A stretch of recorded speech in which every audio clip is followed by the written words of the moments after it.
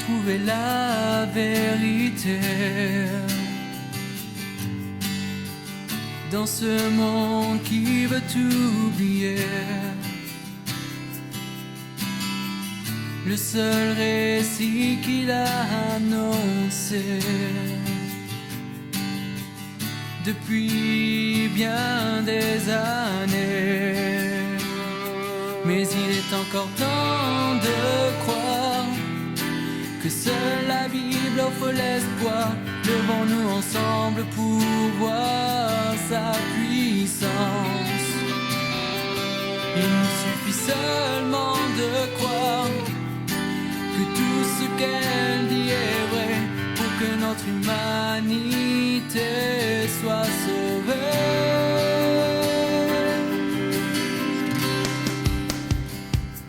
Car elle seule est la vérité, elle seule peut nous éclairer, car seul celui qui l'a inspiré peut vraiment nous libérer.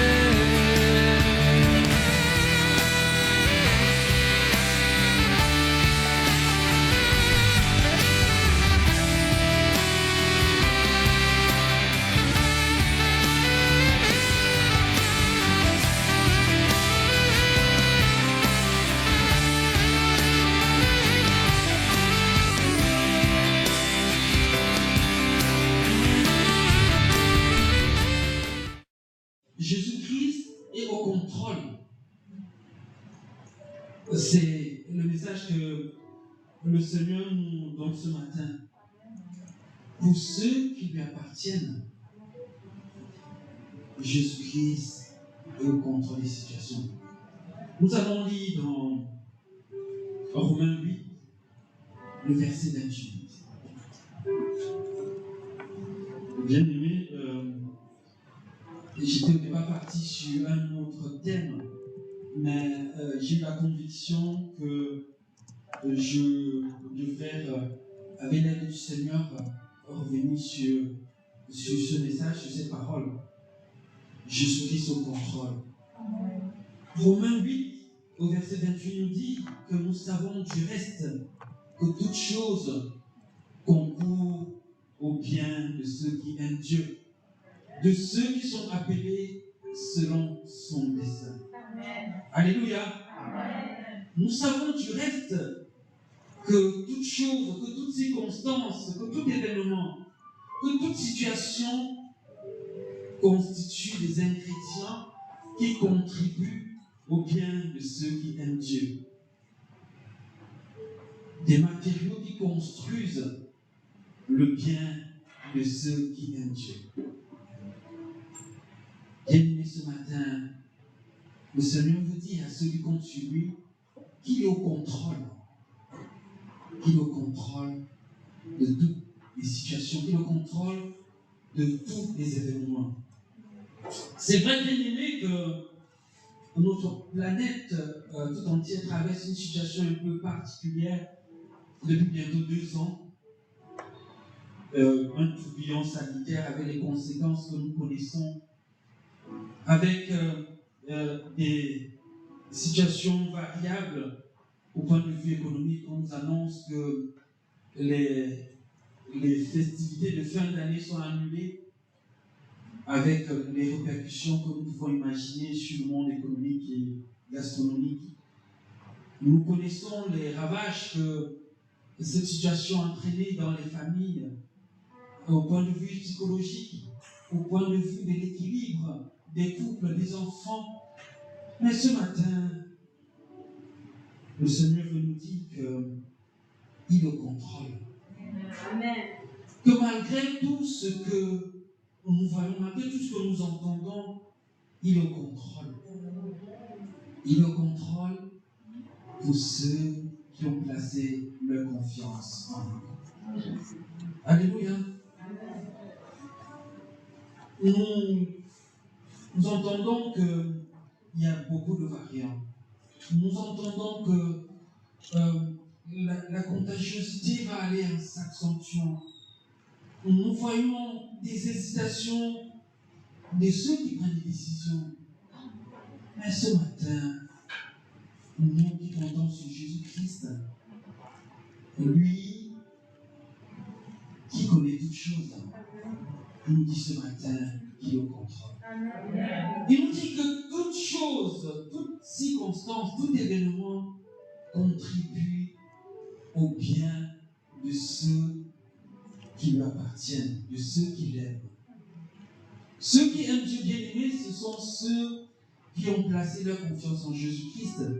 C'est ceux qui ont fait du Christ le centre et le moteur de leur vie.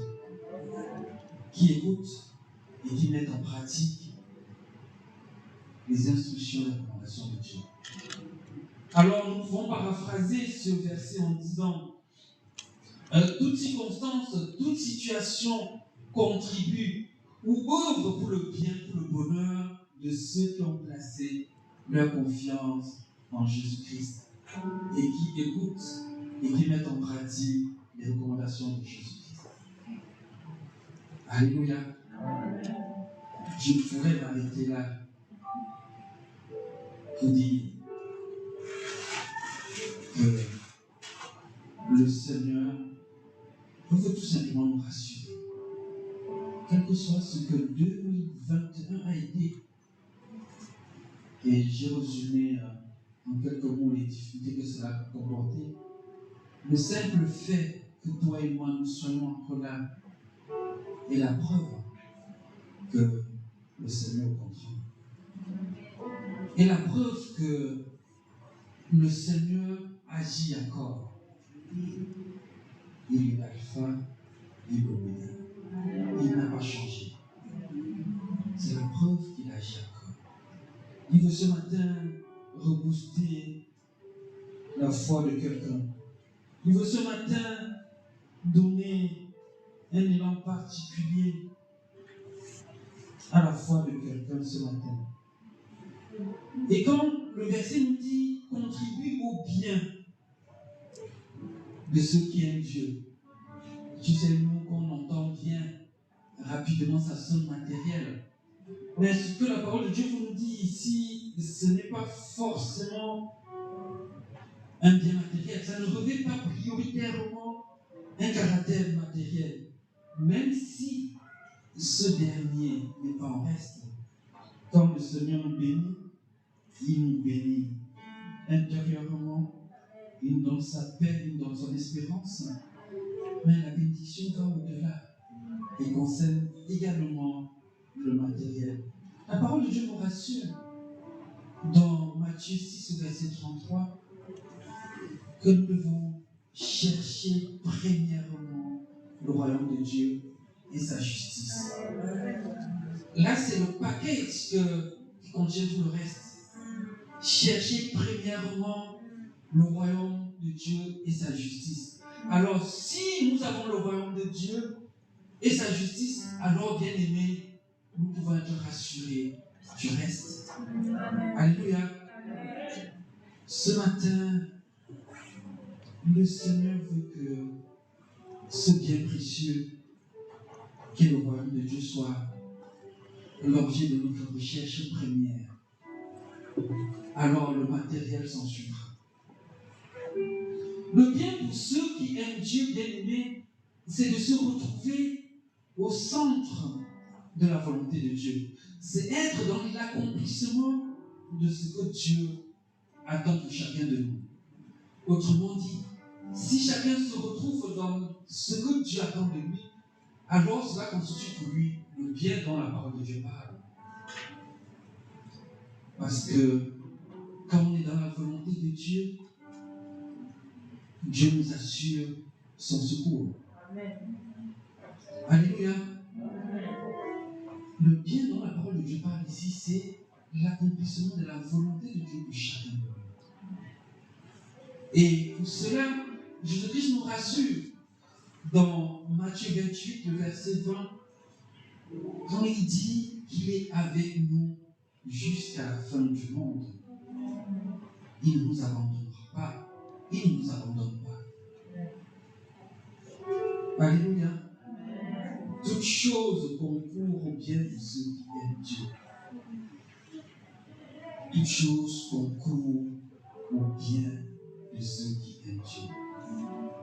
Alors, si Dieu est avec nous tous les jours de la vie jusqu'à la fin du monde, ça veut dire que même en période de tempête, il est avec nous. Amen. Alléluia. Même en période de crise, il est avec nous. Même si nous traversons une pandémie, il est avec nous. Amen. Alléluia. Nous disons dans Somme 23, quand je traverse l'ombre de la vallée de la mort, je ne craindrai aucun mal. Alléluia. Il peut nous arriver, bien aimés, de traverser l'ombre de la vallée de la mort.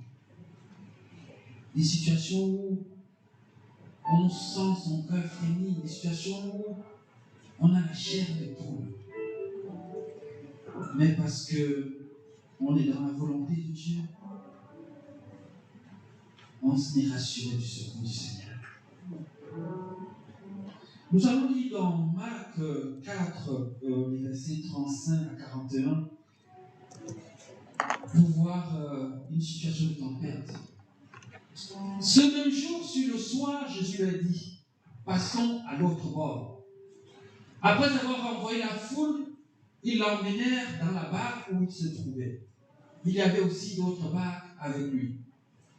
Il s'éleva un grand tourbillon et les flots se jetaient dans la barque au point qu'elle se remplissait déjà. Et lui, il dormait à la poupe sur le coussin. Ils le réveillèrent et lui dirent, Maître, ne t'inquiètes-tu pas de ce que nous périssons? S'étant réveillé, il menaça le vent et dit à la mer, Silence, tais-toi! Et le vent cessa et il y eut un grand calme. Puis il a dit, pourquoi avez-vous ainsi peur? Comment n'avez-vous point de foi? Ils furent saisis d'une grande frayeur et se dirent les uns aux autres, quel est donc celui-ci à qui obéissent même le vent et la mer? Amen. Amen.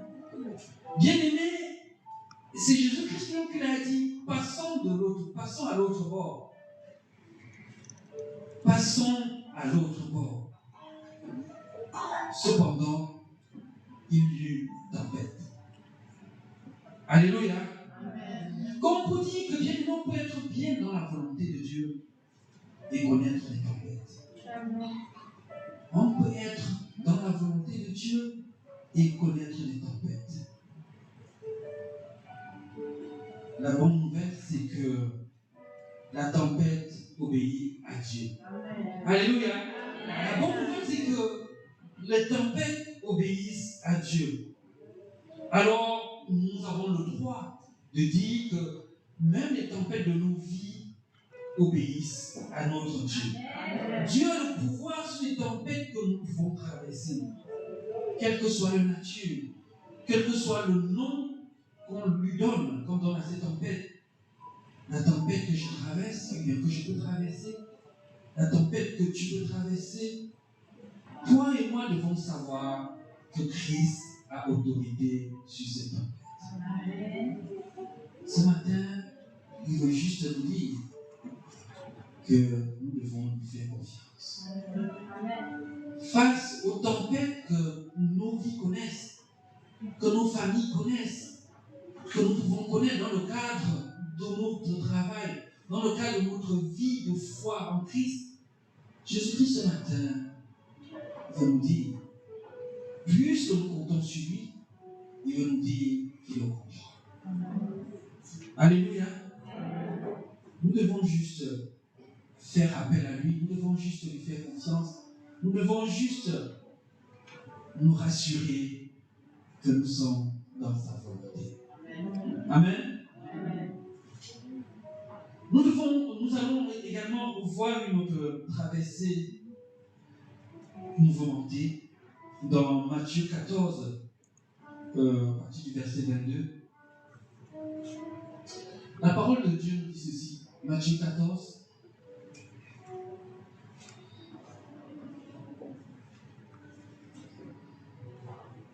Aussitôt après, il obligea les disciples à monter dans la barque et à passer avant lui de l'autre côté pendant qu'il renverrait la foule.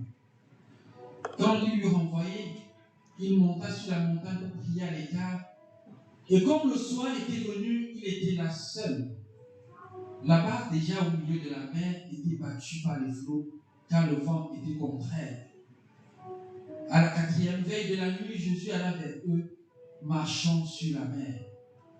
Quand les disciples virent marcher sur la mer, ils furent troublés et dirent, c'est un fantôme. Et dans leur frayeur, ils poussèrent des cris. Jésus leur dit aussitôt, rassurez-vous, c'est moi, n'ayez pas peur. Pierre lui répondit, Seigneur, si c'est toi, ordonne que j'aille vers toi sur les eaux. Et il dit, viens, Pierre. Et il lui dit, viens. Pierre sortit de la barque et marcha sur les eaux pour aller vers Jésus. Mais voyant que le vent était fort, il eut peur. Et comme il commençait à s'enfoncer, il s'écria, Seigneur, sauve-moi. Aussitôt Jésus étendit la main, le saisit et lui dit, homme de peu de foi, pourquoi as-tu douté? Amen. Bien-aimés, nous sommes souvent comme Pierre face aux situations que nous connaissons. Quand il y a une tempête, parfois nous sommes tellement concentrés à regarder la tempête. Nous accordons tant d'importance à la vague que nous oublions qu'il y a une solution. Autrement dit, nous nous concentrons tellement sur les difficultés qui sont autour de nous que nous négligeons inconsciemment le plus souvent la solution qui est Jésus-Christ. Mais ce matin, Jésus-Christ veut nous dire qui est au courant qu'il y a des tempêtes. Il sait qu'il y aura des tempêtes.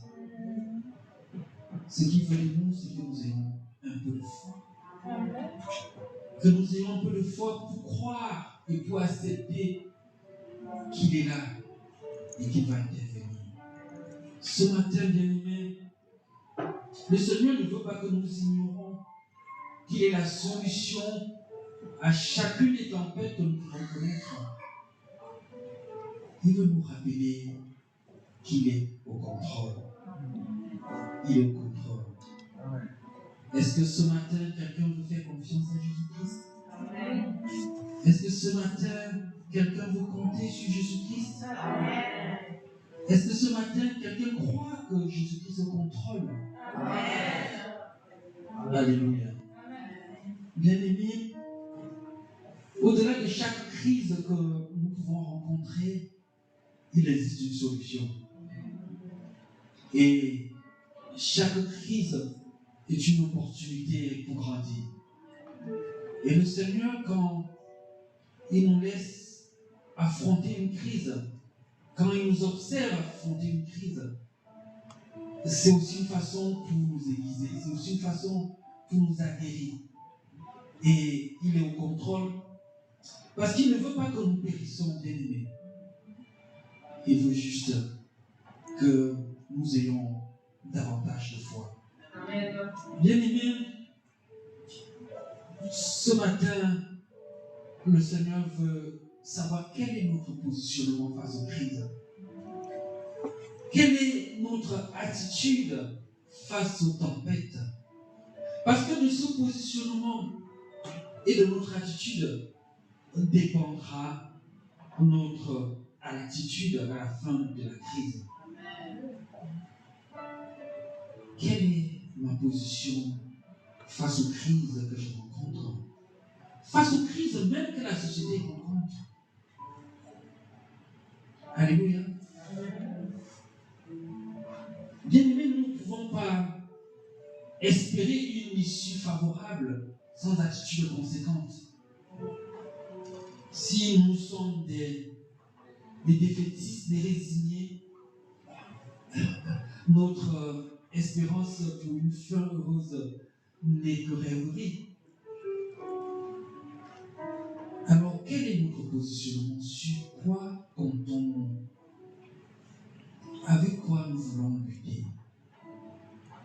Alléluia. Est-ce que ce n'est pas des raisonnements humains que nous voulons affronter une guerre spirituelle? Sur qui comptes-tu? Sur qui est-ce que je compte face aux crises que nous rencontrons? Bien-aimés, sommes-nous des observateurs inactifs, des observateurs apeurés?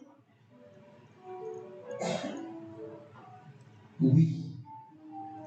C'est vrai que ce que l'information nous rapporte nous donne souvent des raisons d'avoir peur. Mais est-ce que nous fondons notre foi sur ce que nous dit, ou bien sur ce que nous disent les informations, ou sur ce que Christ dit de nous-mêmes?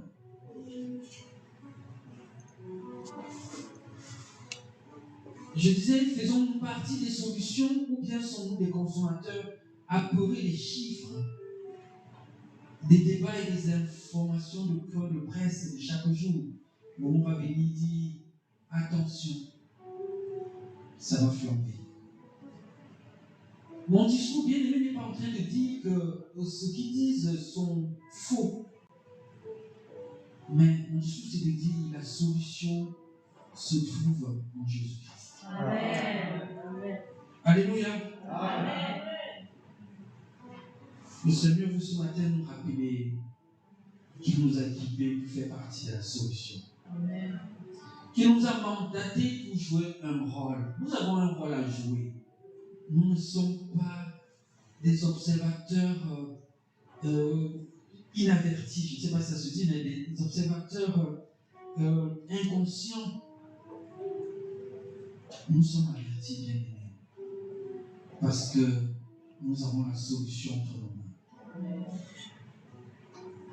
Dans le livre de Jean, au chapitre 20, les versets 20 à 22, le Seigneur nous donne le bâton dans la course de relais. Et quand il lui dit cela, il leur montra ses mains et son côté. Les disciples furent dans la joie en voyant le Seigneur. Jésus leur dit de nouveau, la paix soit avec vous. Comme le Père m'a envoyé, moi aussi je vous envoie. Après ces paroles, il souffla sur eux et leur dit, recevez le Saint-Esprit. Amen. Amen. Comme le Père m'a envoyé, moi aussi je vous envoie. C'est le Seigneur qui le dit.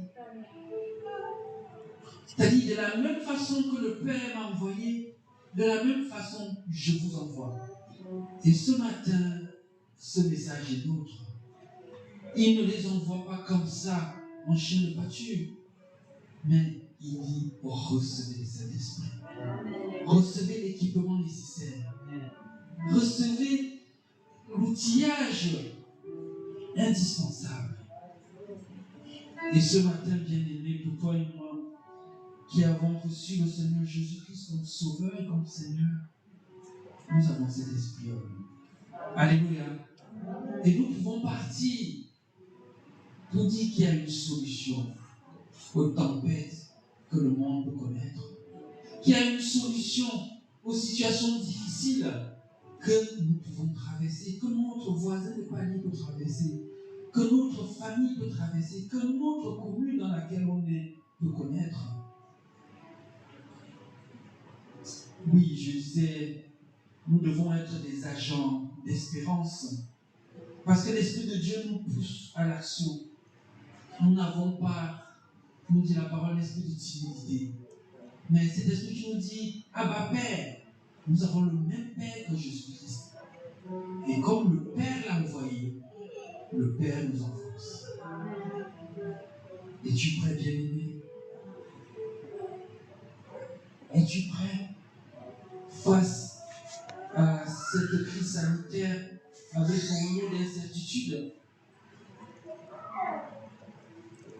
Es-tu prêt à être des porteurs d'espoir, des lampes qui brillent dans ce monde où des nouvelles de plus en plus tristes l'assombrissent? Es-tu prêt, bien-aimé, à ce que nous devenons celles qui donnent du goût à la vie, du goût au travail, du goût à l'effort. Ce matin, le Seigneur nous dit qu'il est au contrôle. Alors, nous sommes en droit bien-aimé de dire, comme Jésus-Christ, dans Luc 14, dans Luc 4, au verset 18 et 19, l'Esprit du Seigneur est sur moi, parce qu'il m'a oint pour annoncer une bonne nouvelle aux pauvres. Il m'a envoyé pour guérir ceux qui ont le cœur brisé, pour proclamer aux captifs la délivrance et aux aveugles le recouvrement de la vue, pour envoyer libres les opprimés, pour publier une année de grâce du Seigneur. Alléluia. La bonne nouvelle bien-aimée, c'est que la paix est possible dans cette tempête. En Jésus-Christ, nous avons cette paix.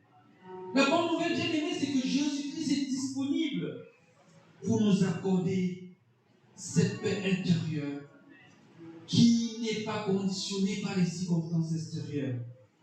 Une paix qui résiste aux tempêtes. Alléluia. Alors nous devons contribuer à la guérison de ceux qui ont le cœur brisé, le cœur froissé, le cœur blessé par les paroles, par les circonstances. Nous devons, chers amis, être de ceux qui prions pour la guérison, pour la restauration, pour que les violences cessent, que ce soit dans les maisons, que ce soit dans les foyers, que ce soit dans la société tout court. Cette situation sera notre bénéfice. Cette situation sera pour notre bien lorsque nous nous rapprocherons davantage du Seigneur. Dans la prière pour ceux qui sont captifs de quelque pratique que ce soit, des pratiques déshonorantes de tout genre.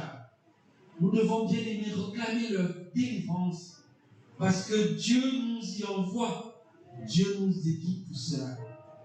L'Esprit du Seigneur nous amène à voir, à regarder au-delà du tourbillon de la tempête et à voir une opportunité. Une opportunité d'être cette main qui est tendue pour sauver, cette main qui est tendue pour restaurer, cette main qui est tendue pour secourir. Oui, pour reconnaître des valeurs que le temps qui a longtemps couru si vite ne nous a pas laissé l'occasion d'apprécier. Oui, bien-aimés, à l'horizon des opportunités nouvelles. Parce que l'Esprit de Dieu en nous amène à voir non pas comme le monde voit, mais à voir avec les yeux du Seigneur. Amen. Alléluia. Oui. La prise en compte de certaines valeurs, telles que la solidarité et le soutien aux plus faibles. L'Église a besoin de le manifester. Ça doit commencer par l'Église, où en ce temps, où on dit on ne faut pas rendre visite, je respecte les règles barrières. Les mesures barrières, nous devons les respecter. Mais cela ne doit pas nous empêcher de vivre la solidarité. Cela ne doit pas nous empêcher de vivre la fraternité en Christ. Bien-aimés, quand nous serons consacrés à pratiquer tout cela, alors nous pouvons proclamer la saison où le Seigneur manifeste sa grâce. Nous pouvons dire c'est l'année où la grâce du Seigneur est manifestée, où la faveur du Seigneur est palpable au milieu de nous. Bien-aimés, le Seigneur est maître des temps et des circonstances. Il veut ce matin nous envoyer. Il veut que nous soyons le relais de son amour autour de nous, dans nos lieux de résidence, dans nos maisons, dans nos lieux de travail, que nous soyons la voix du Seigneur. Est-ce que toi et moi, est-ce que nous sommes prêts? Nous sommes prêts à regarder au-delà de la tempête. Nous sommes prêts à comprendre que Jésus-Christ est le maître des temps et des circonstances et qu'aucune situation n'échappe à son contrôle. Si tel est le cas, je vais t'inviter, bien-aimé, à te lever pour que nous prions.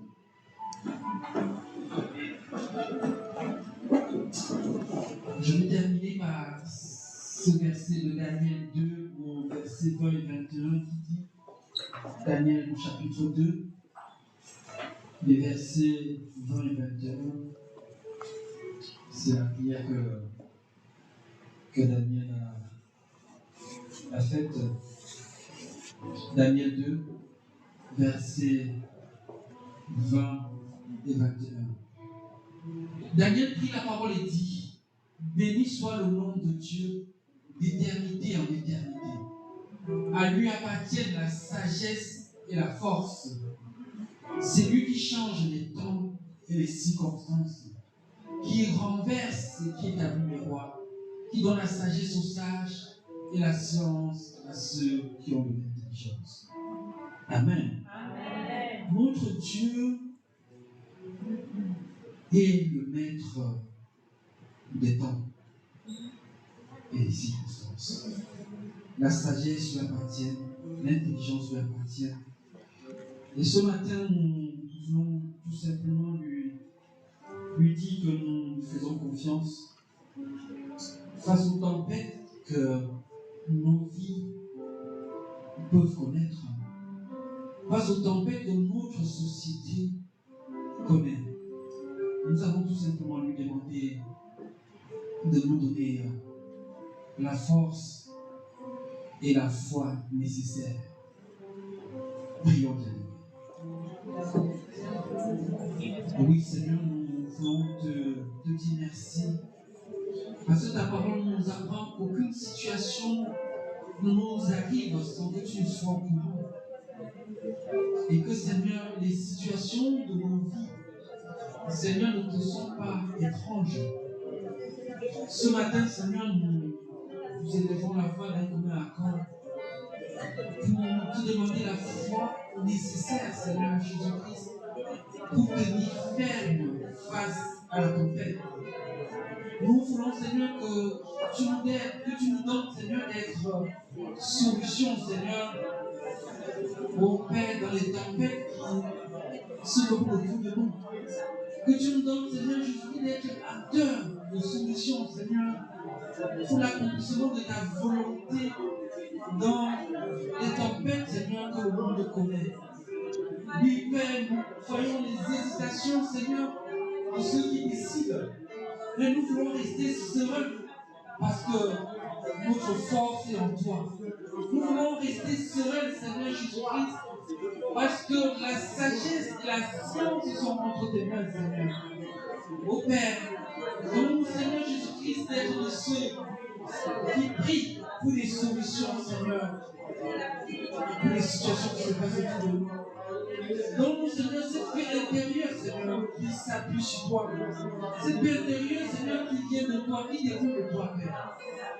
Merci encore, Seigneur, pour chaque personne ici présente, Seigneur. Merci, Seigneur Jésus, pour chaque famille ici présente, Père.